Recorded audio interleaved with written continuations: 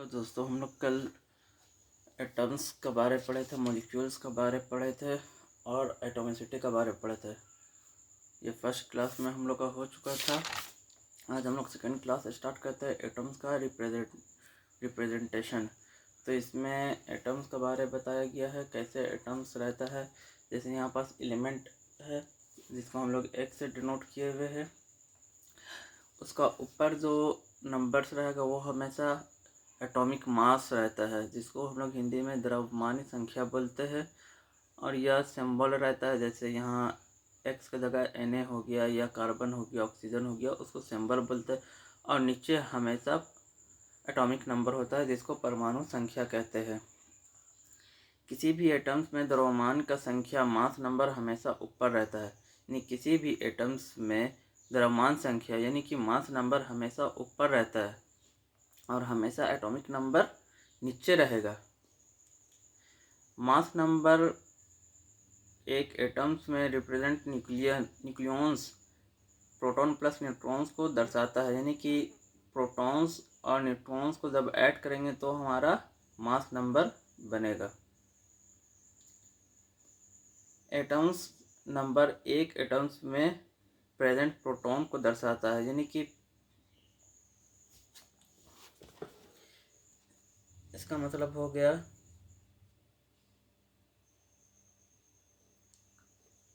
Mass number equal to proton plus neutron. और इसका atomic number का इसका मतलब हो गया जितना एटॉमिक नंबर होगा उसका बराबर प्रोटॉन होगा। अब आता है नंबर ऑफ इलेक्ट्रॉन्स का। नंबर ऑफ इलेक्ट्रॉन्स एटम्स, एक तो एटम्स होगा जो अनचार्ज्ड होगा, जिस पर माइनस या प्लस नहीं होगा, उसको हम लोग अनचार्ज्ड एटम्स बोलेंगे या न्यूट्रल एटम्स बोलेंगे या आइसोलेटेड एटम्स बोलेंगे। और एक होता है चार्ज्ड एटम जिसको हम लोग आयंस बोलेंगे। जैसे इसमें कार्बन लिख दिए तो इसमें प्लस है ना माइनस है, तो ये अनचार्ज्ड एटम है। इसका जो नंबर ऑफ इलेक्ट्रॉन्स होगा वो प्रोटॉन्स के बराबर होगा, नंबर ऑफ प्रोटॉन्स के बराबर होगा। अब चार्ज्ड एटम्स में किसी में पॉजिटिव रहेगा तो किसी में नेगेटिव रहेगा। अब जैसे इसमें यहाँ पर देखिए एटम्स आयंस दो तरह का होता है, एक होता है कटायंस, एक होता है अनायंस। कटायंस मतलब क्या होता है, इसमें पॉजिटिवली चार्ज्ड होगा, और अनायंस में क्या होगा, इसमें नेगेटिवली चार्ज्ड होगा। इसमें प्रोटॉन से कम इलेक्ट्रॉन्स होगा, यानी कि इलेक्ट्रॉन कम होगा प्रोटॉन ज़्यादा होगा। इसमें प्रोटॉन से ज़्यादा इलेक्ट्रॉन होगा, इलेक्ट्रॉन ज़्यादा होगा प्रोटॉन कम होगा। इसको निकालने का तरीका है नंबर ऑफ इलेक्ट्रॉन्स बराबर number of protons minus mode में चार्ज्ड, और इसमें नंबर ऑफ इलेक्ट्रॉन्स बराबर number of protons plus mode में चार्ज। अब एग्जांपल देख लेते हैं। जैसे एग्जांपल है सोडियम का, यहाँ मास नंबर ऊपर है 23 और नीचे एटॉमिक नंबर है। ऐसे मास नंबर है, एटॉमिक नंबर है, मास नंबर है, एटॉमिक नंबर है। इसमें +5 है, यानी पॉजिटिव में 5 है, इसमें कुछ नहीं है, इसमें नेगेटिव में। तो पॉजिटिव में +5 है तो यहाँ पर लिखा है पॉजिटिव चार्ज होगा, तो ये क्या है, कटायन है। इसमें कोई चार्ज नहीं है, मतलब ये एटम्स न्यूट्रल है। और इसमें नेगेटिव में 3 है तो ये क्या है, अनायंस है। अब इसमें क्या होगा, प्रोटॉन्स किसके बराबर होता है, नंबर ऑफ एटम्स के, एटॉमिक नंबर्स के। तो यहाँ 11 है तो यहाँ भी 11 आ गया। प्रोटॉन किसके बराबर होता है, एटॉमिक नंबर का, तो एटॉमिक नंबर लिख दिए। प्रोटॉन किसका बराबर होता है, एटॉमिक नंबर का, तो एटॉमिक नंबर का यहाँ पास 11 लिख दिए। अब हम लोग इलेक्ट्रॉन्स को कैलकुलेट करते हैं। तो हमारा ये क्या था, कटायन था, प्लस में पॉजिटिव है और पॉजिटिव जिसमें रहेगा वो कटायंस होगा। तो हम लोग यहाँ पास फार्मूला लिखते हैं, number of protons minus mode में चार्ज। इसका मतलब होता है अगर यहाँ +5 है तो जो प्लस है वो अपने आप फट जाएगा, अगर यहाँ नेगेटिव रहता तो वो अपने आप फट जाता। तो जैसे यहाँ पास 11 प्रोटॉन आ गया, या एटॉमिक नंबर बोल सकते हैं, ये माइनस माइनस ये पॉजिटिव में +5 था तो मोड में करके +5 लिख दिए। तो 11 जब ये हटेगा तो इसका साइन भी हट जाता है, तो यहाँ माइनस तो माइनस आ गया, तो 11 में से -5 किए तो 6 बचा।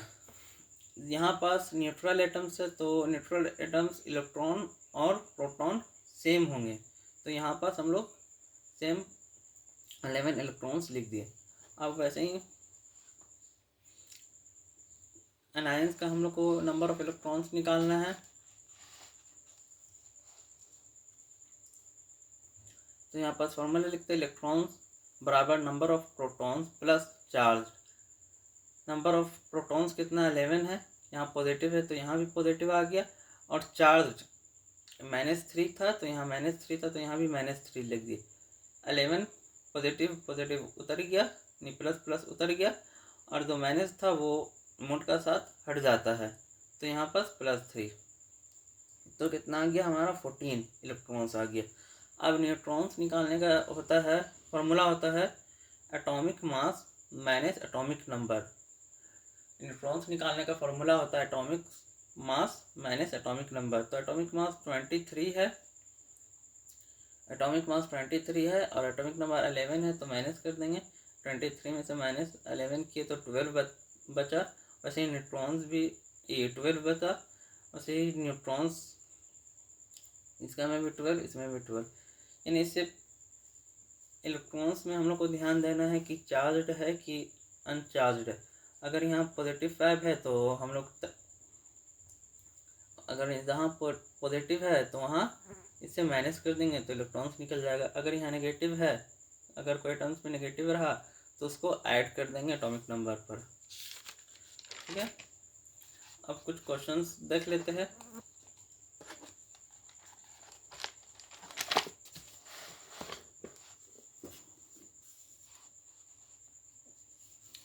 जैसे यहाँ पर क्वेश्चन दिया हुआ है number of protons neutrons and electrons, यानी कि एक एटम्स दिया हुआ है जिसमें atomic mass atomic number given है, इसमें हम लोग से प्रोटॉन्स न्यूट्रॉन्स और इलेक्ट्रॉन्स पूछ रहा है, तो लिख लेते हैं।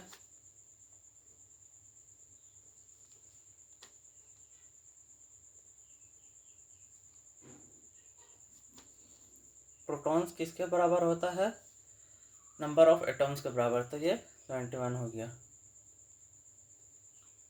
इलेक्ट्रॉन्स जब अनचार्ज रहता है, आइसोलेटेड एटम्स रहता है, यहाँ पर कोई चार्ज नहीं है, तो वो प्रोटॉन्स के बराबर होता है, तो कितना हो जाएगा, इलेक्ट्रॉन्स भी 21 हो जाएगा। और न्यूट्रॉन्स कितना हो जाएगा, न्यूट्रॉन्स निकालने के लिए atomic mass minus atomic number, atomic mass minus atomic number,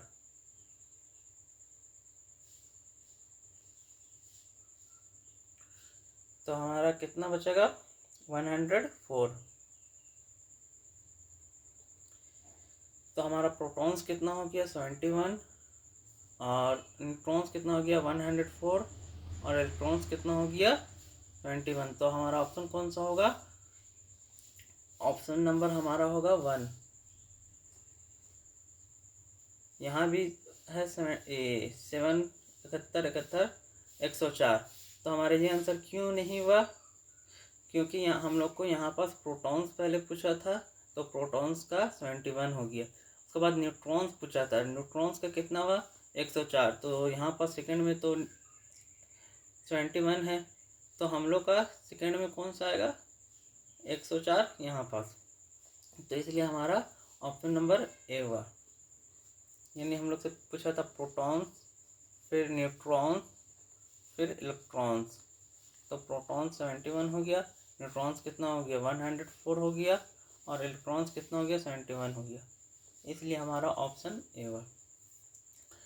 अब यहाँ पर अब नेक्स्ट क्वेश्चन में द नंबर ऑफ इलेक्ट्रॉन्स, यानी कि नंबर ऑफ इलेक्ट्रॉन्स पूछ रहा है, इलेक्ट्रॉन्स का संख्या in the atom which has 25 protons in the nucleus, यानी कि न्यूक्लियस में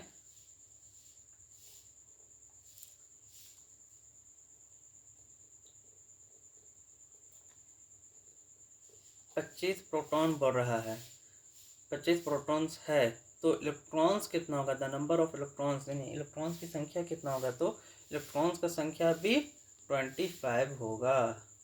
जितना प्रोटॉन्स होगा उतना इलेक्ट्रॉन्स होगा। तो हमारा ऑप्शन कौन सा हो जाएगा? सी।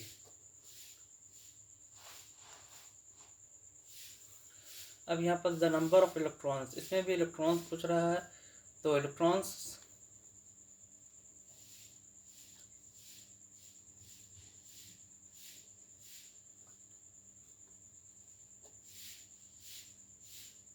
जब आइसोलेटेड एटम से जो अनचार्ज्ड एटम है उसका एटॉमिक नंबर, प्रोटॉन और इलेक्ट्रॉन सब सेम होगा 19। तो ऑप्शन कौन सा हो जाएगा हमारा? Option number A. Positive ions are formed the neutral atoms by the, यानी कि किसी भी एटम्स में, यानी एटम्स में जो न्यूट्रल एटम्स है, मान लीजिए यहाँ सोडियम है, ये एक न्यूट्रल एटम्स है। अब इसमें क्या बोल रहा है? फॉर्म्ड, उसमें क्या आ गया? पॉजिटिव आयंस, यानी कि यहाँ पर पॉजिटिव लग गया।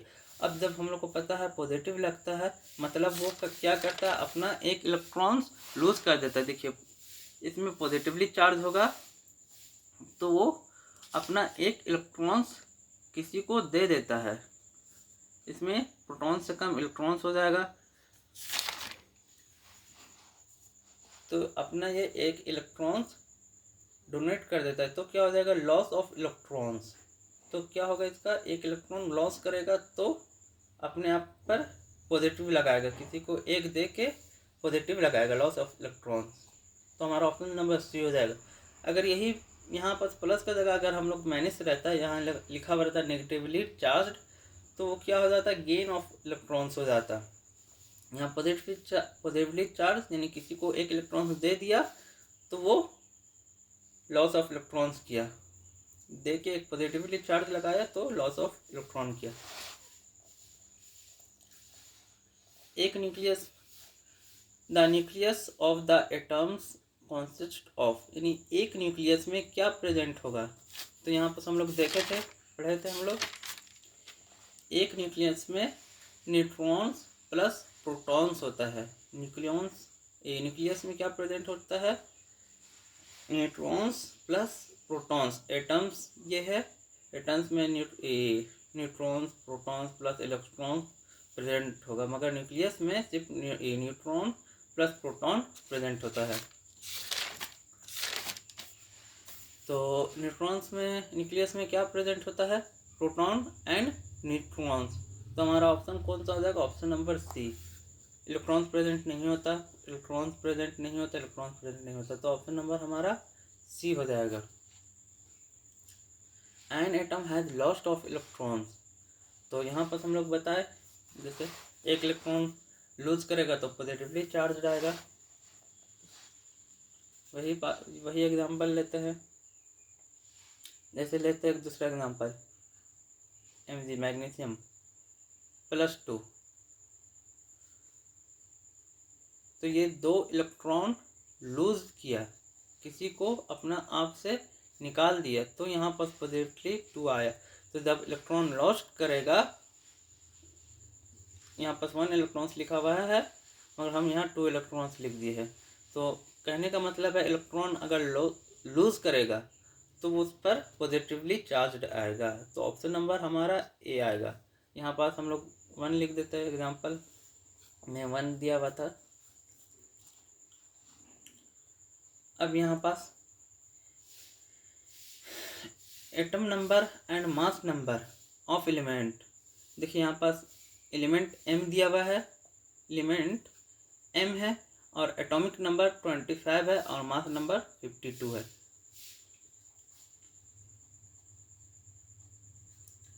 मास नंबर 52 है, एटॉमिक नंबर 25 है।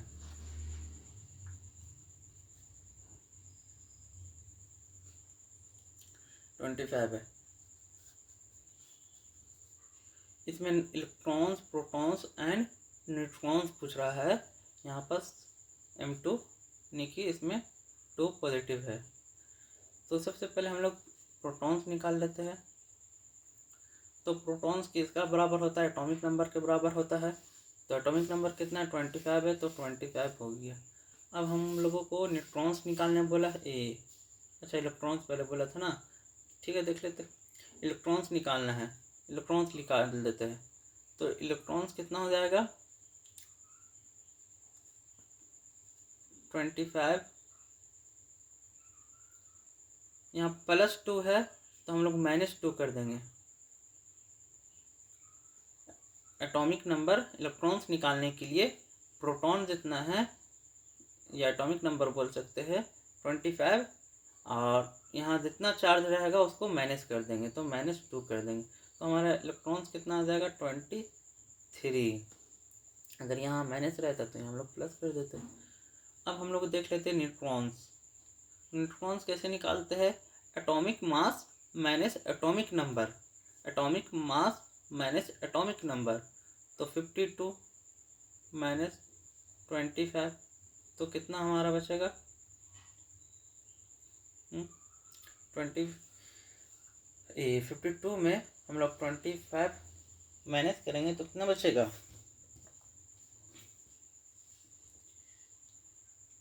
हमारा बचेगा 27।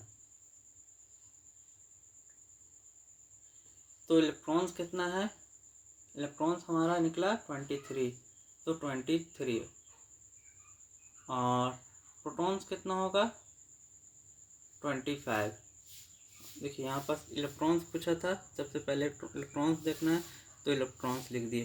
प्रोटॉन्स पूछा था, प्रोटॉन यहाँ लिख दिए। न्यूट्रॉन्स पूछा था, यहाँ पास हम लोग न्यूट्रॉन्स लिख दिए। इलेक्ट्रॉन्स कितना हम लोग का निकला है? 23। प्रोटॉन्स कितना आया है? 25। और न्यूट्रॉन्स कितना आया है हमारा? 27। तो ऑप्शन नंबर हमारा कौन सा हो गया? ऑप्शन नंबर ए। अब यहाँ पास नाइट्रोजन, एक नाइट्रोजन एटम्स है, हैज एटॉमिक नंबर 7। ऑक्सीजन का एटॉमिक नंबर 8 दिया हुआ है। टोटल नंबर ऑफ इलेक्ट्रॉन्स पूछ रहा है। तो यहाँ पास एक मॉलिक्यूल दिया हुआ है NO3-।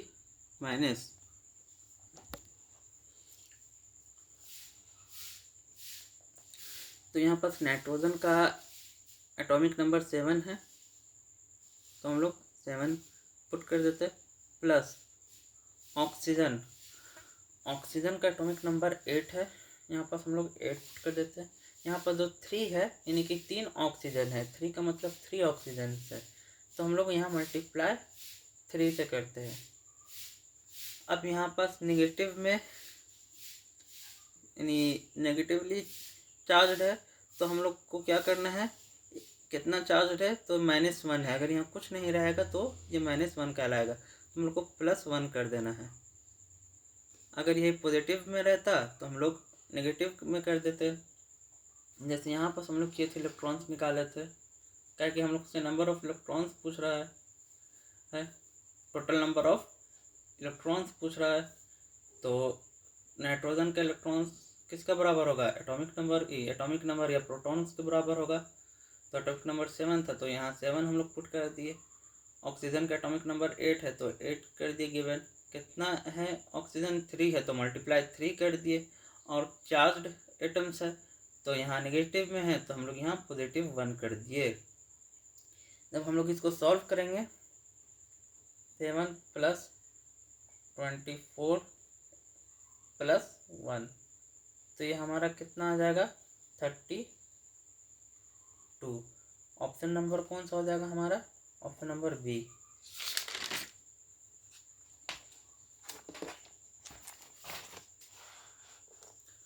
यहाँ पास एक टॉपिक है आइसोटॉप्स। ये सिर्फ सेम एलिमेंट्स के लिए होता है। किसी एटम्स के एटॉमिक नंबर सेम होगा, सेम एलिमेंट्स के लिए होता है, या कभी कभी डिफरेंट एटम्स भी आ जाता है जिसका एटॉमिक नंबर सेम होगा। डिफरेंट एटम्स के लिए भी हो सकता है, डिफरेंट एटम्स के लिए भी ये हो सकता है। किसी एटम्स के एटॉमिक नंबर सेम होगा लेकिन मास नंबर अलग होगा, यहाँ पर एग्जांपल लेते हैं हाइड्रोजन हाइड्रोजन हाइड्रोजन। इसको हम लोग प्रोटेनियम बोलते हैं, इसको ड्यूटेरियम बोलते हैं, इसको ट्राइटियम बोलते हैं। इसका एटॉमिक नंबर सेम है, मास नंबर अलग अलग है। तो प्रोटॉन सेम होगा 111, न्यूट्रॉन्स डिफरेंस हो जाएगा 1 - 1 0, 2 - 1 1, 3 - 1 2। इलेक्ट्रॉन्स भी सेम हो जाएगा सबका एटॉमिक नंबर के बारे। अब इसी में देखना हम लोग को एवरेज एटॉमिक मास, जिसको हम लोग आम भी कहते हैं। किसी एलिमेंट है, एलिमेंट में हम लोगों को आइसोटॉपिक मास दिया हुआ रहेगा, परसेंटेज अबेंडेंस दिया हुआ रहेगा, और हम लोग को एवरेज एटॉमिक मास निकालना रहेगा, जिसको हम लोग आम कहते हैं। तो इसको निकाल के देखते हैं हम लोग। यहाँ पास एक क्वेश्चन है, ब्रोन 2 आइसोटोप, जिसका 2 आइसोटोप्स है।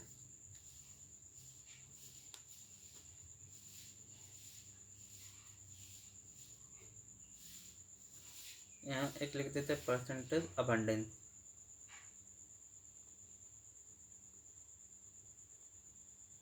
ये एवरेज एटॉमिक मास का फॉर्मूला है, इसको sigma percentage abundance multiply isotopic mass से हम लोग निकाल सकते हैं।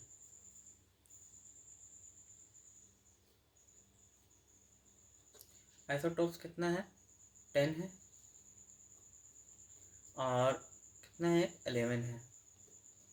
परसेंटेज अबंडेंस कितना है, 10 वाला का 19 है, और 11 वाला का परसेंटेज अबंडेंस कितना है, 81 है। अब हम लोग इसको फॉर्मूला में पुट करेंगे और आंसर निकाल लेंगे।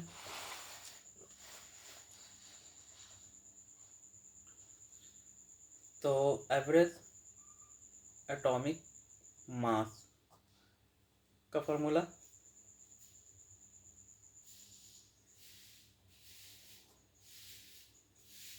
Percentage abundance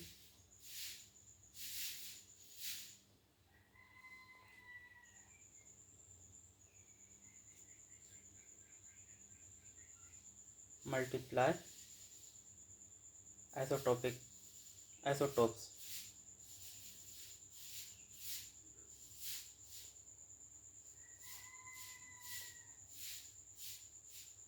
divided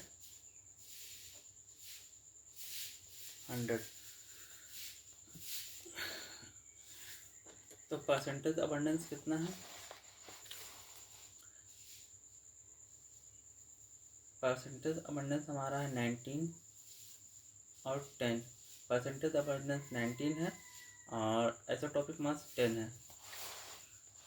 percentage abundance हमारा 19 है, मल्टीप्लाई आइसोटॉप्स 10 है।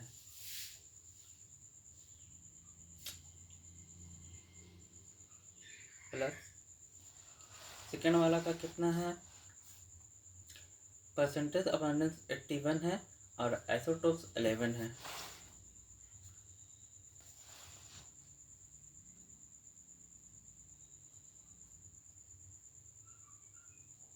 डिवाइडेड 100।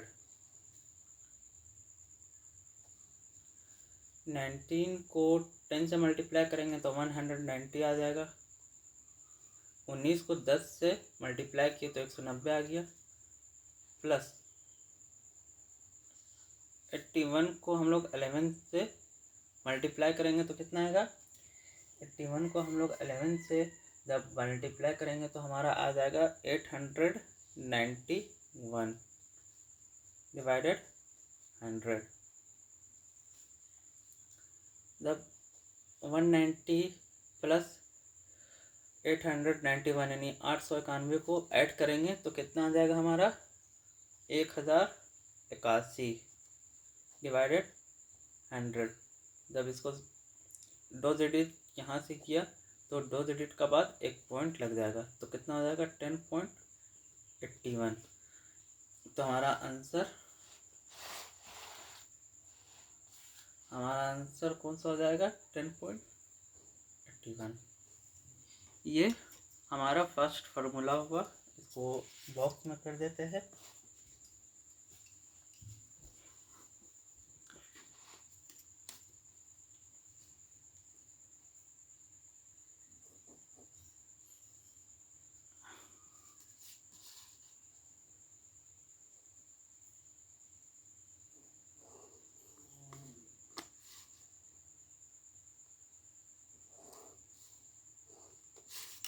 ये हमारा फार्मूला है एवरेज एटॉमिक मास का।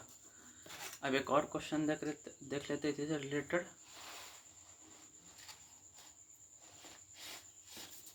इस क्वेश्चन को देख लेते हैं।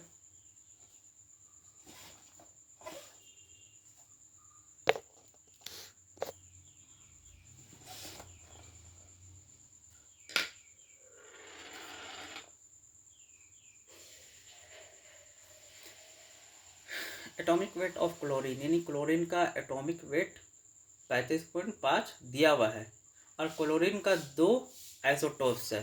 पहला आइसोटोप्स है जो 35 है और दूसरा आइसोटोप्स है वो 37 है। तो इसमें what is the percentage of heavier isotopic in the sample. अब इसको क्वेश्चन को हम लोग सिंपल वे में समझते पहले। यानी क्लोरीन है जिसका एटॉमिक वेट 35.5 है। एटॉमिक वेट नीचे रहता है इसलिए हम लोग नीचे लिख देते हैं एटॉमिक वेट। ये एटॉमिक वेट या मास सेम होता है तो ये 35.5 मास है, तो मास हमेशा ऊपर रहता है तो 35.5 लिख दिए। अब इसका 2 आइसोटोप्स है, क्या बोल रहा है, इसका 2 आइसोटोप्स बोल रहा है। यहाँ पर आइसोटोप्स लिख देते हैं और यहाँ परसेंटेज अबंडेंस लिख देते हैं।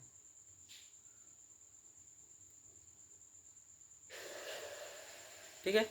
अब पहला आइसोटोप्स कितना है, 35 है और दूसरा आइसोटोप्स कितना है, 37 है। 37 है। अब what is the sample of percentage heavier isotopes, यानी इसका परसेंटेज अबंडेंस पूछ रहा है। इसमें हैवियर लिखा हुआ है, हैवियर आइसोटोप्स, यानी हैवियर मतलब ज़्यादा भारी। तो भारी कौन सा होगा, 37 का होगा। तो इसका परसेंटेज अबंडेंस पूछा है तो हम लोग को इसका परसेंटेज अबंडेंस पूछा है तो हम लोग यहाँ एक्स लिख देते हैं। एक्स परसेंट यानी इसको एक्स मान लेते हैं, इसको हमको निकालना है। तो इसका क्या होगा, तो इसका हो जाएगा 100 माइनस एक्स परसेंट। ठीक है। तब हम लोग अब इसको हम लोग फार्मूला में पुट करते हैं। फार्मूला का होता है एवरेज एटॉमिक मास बराबर क्या हो जाएगा, परसेंट अबंडेंस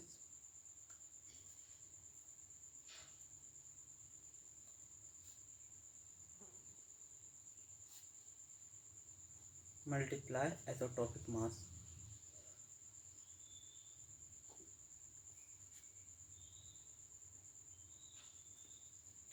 डिवाइडेड 100। ये हमारा फॉर्मूला था। अब यहाँ पास हम लोग को एवरेज एटॉमिक मास क्लोरीन का है तो क्लोरीन का एटॉमिक मास कितना गिवन है, तो हम लोगों को यहाँ पास एटॉमिक मास 35 गिवन है, 35.5। तो हम लोग यहाँ पास 35.5 गिवन है तो हम लोग यहाँ 30.5 लिख देंगे बराबर परसेंटेज अबंडेंस। तो पहला परसेंटेज अबंडेंस किसका है, 35 का है तो 35 लिख देते हैं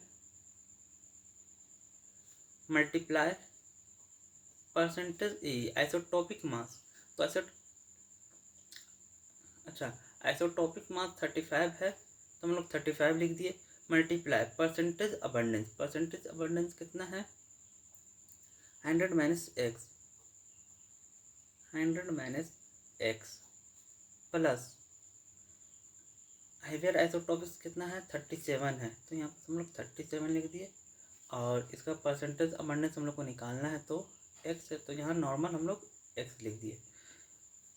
यहाँ पास परसेंटेज अबंडेंस पहले लिखा हुआ है, आइसोटोपिक मास बाद में लिखा हुआ है। इसको आगे पीछे कर देंगे तो वैसा कोई दिक्कत नहीं है।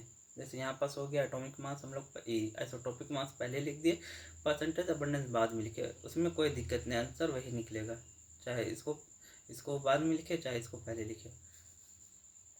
तो यहाँ डिवाइडेड 100 है तो हमारा 100 यहाँ आ गया।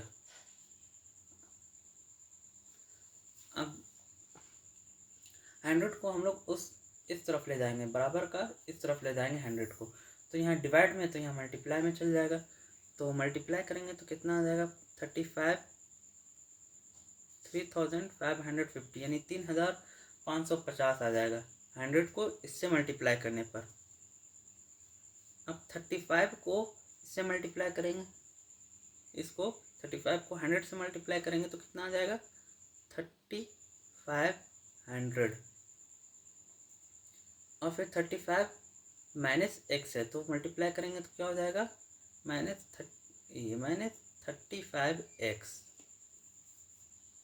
इसको अच्छा से लिख देते हैं माइनस 35x। और प्लस में प्लस 37x है तो यहाँ 37x। अब यहाँ पर देखिए इसके बाद नेक्स्ट स्टेप सेम है, इसको सेम उतार देते हैं। बराबर का इस तरफ ये प्लस में है, इसको इस तरफ लाएंगे, बराबर का हम लोग इस तरफ लाएंगे तो माइनस चार्ज आ जाएगा।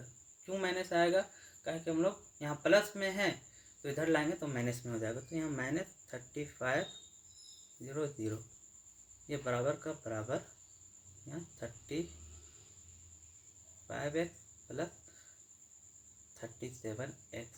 जब हम लोग इसको मैनेज करेंगे तो यहाँ हमारा कितना बचेगा 50 बचेगा। और इस तरफ हमारा कितना बचेगा -35 है प्लस 37 है तो यहाँ कितना बचेगा 2x। तो x का वैल्यू कितना हो जाएगा 25 हो जाएगा। यहाँ x है मल्टीप्लाई में है तो मल्टीप्लाई से इधर इस तरफ जाएगा तो डिवाइड में हो जाएगा। यहाँ पास माइनस में नहीं होगा क्योंकि यहाँ पास मल्टीप्लाई का साइन अप छुपा हुआ रहता है 2x, यानी यहाँ पास मल्टीप्लाई का साइन अप है। अगर मल्टीप्लाई को हम लोग टू को इस तरफ ले जाएंगे तो डिवाइडेड में चल जाता है। तो 25 को 2 से भाग देंगे तो 50 को 2 से भाग देंगे तो हमारा 25 निकलेगा। तो x कितना निकल गया 25। तो x कितना निकल गया हमारा 25। तो यहाँ पास 25 आ गया %। और ये कितना आ गया 100 में से -25 तो ये हमारा 75% निकल गया। तो हम लोग से क्वेश्चन में पूछा था what is the percentage of the heavier isotopic in the sample, यानी हेवियर आइसोटोपिक का परसेंटेज अबंडेंस पूछा था। तो हेवियर आइसोटोपिक्स कौन होगा, तो हेवियर आइसोटोपिक्स 37 होगा क्योंकि यहाँ पर 35 से बड़ा 37 है, 35 से बड़ा 37 है। तो ये हमारा हेवियर आइसोटोपिक्स होगा। तो हेवियर आइसोटोपिक्स का परसेंटेज अबंडेंस कितना निकला 25 निकला। तो हमारा आंसर जो होगा वो ऑप्शन नंबर बी होगा। Thank you. कैसा लगा क्लास ज़रूर बताइएगा।